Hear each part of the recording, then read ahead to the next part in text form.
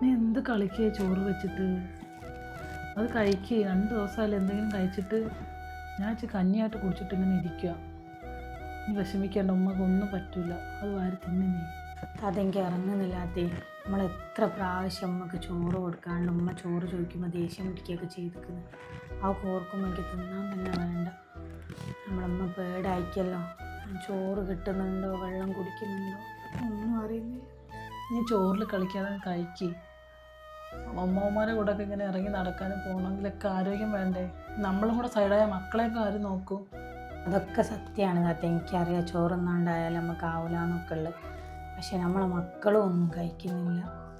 എന്താ ചെയ്യുക? മക്കളോടും കാക്കനോടൊക്കെ എങ്ങനെ സമാധാനം പറയുക? കാക്കൻ്റെ ഫോൺ ഞാൻ എടുക്കലെന്നില്ല. അമ്മമാരെയൊക്കെ വിളിക്കണ്ടല്ലോ എന്ന് വിചാരിച്ചുകൊണ്ട്. ശരിയാ, അവിടെ വന്ന സമയത്ത് ഒന്നും കിടക്കാൻ പോലും നല്ലൊരു കിടക്ക പോലും ഞാൻ കൊടുത്തില്ല. എപ്പോഴും വഴക്കുറയും ചീത്തറയൊക്കെ ചെയ്തിട്ടുണ്ടായിരുന്നു. നമ്മളെ മക്കൾ നാളെ നമ്മളോട് ഇതൊക്കെ ചെയ്യും. നമ്മൾ ചെയ്യുന്ന പോലെ തന്നെ ആയിരിക്കും നമ്മളോട് തിരിച്ച് ചെയ്യുന്നത്. തെറ്റായിപ്പോയി, നമ്മളോട് അങ്ങനെയൊന്നും ചെയ്യണ്ടായിരുന്നു. പാവായിരുന്നു താത്തേ. കുറേ കാലം കഷ്ടപ്പെട്ടുകൊണ്ടാണ് മക്കളെയൊക്കെ പോറ്റി വലുതാക്കി. നമ്മളെ കിട്ടിയപ്പോൾ എന്തെങ്കിലും സുഖം ഉണ്ടാവും എന്ന് വിചാരിച്ചിട്ടുണ്ടാവും. എന്താ ചെയ്യുക? ചെയ്തു പോയതിനിപ്പോൾ നമുക്ക് എന്ത് ചെയ്യാൻ കഴിയും?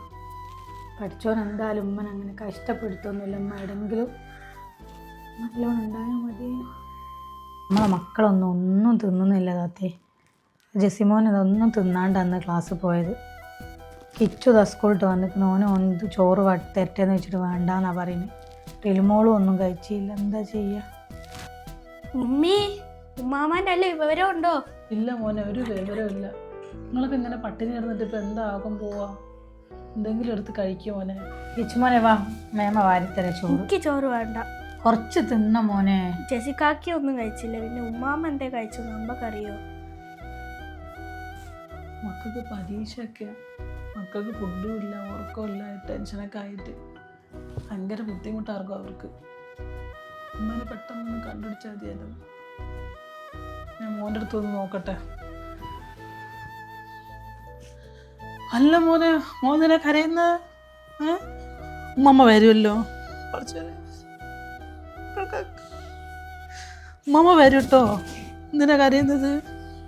ഉമ്മമ്മ ഉള്ളപ്പോൾ ഇങ്ങനെ ഉമ്മമ്മ ചീത്ത പറയായിരുന്നു. ഇപ്പം ഇല്ലാതെ ഒന്നും മനസ്സിലായില്ലേ ഉമ്മമ്മൻ്റെ വില? ഉമ്മാമുള്ളപ്പോൾ ഉമ്മാമനെ എപ്പോഴും വൈക്കും അറിയും. ഉമ്മാമനെ ഒന്നും ഞാൻ പറയൂല. മൂത്തോരെപ്പോഴും ബഹുമാനിക്കണം. മൂത്തോരെ ഒന്നും പറയാൻ പാടില്ല കേട്ടോ.